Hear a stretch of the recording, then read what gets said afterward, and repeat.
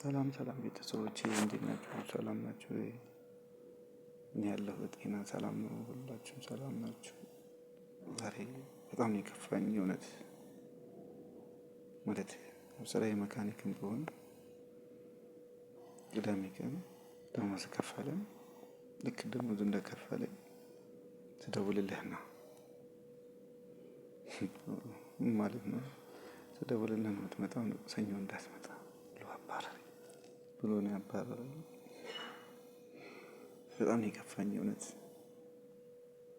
ያለምንም ምክንያት በድሃ ጉልበት መጫወት ህግ የሌለበት ሀገር ሆነብን። በጣም እውነት እኔ ብዙ ነገር ነበር ያሰብኳቸው ነገሮች ሁሉ አሰናከለብኝ። እንደምን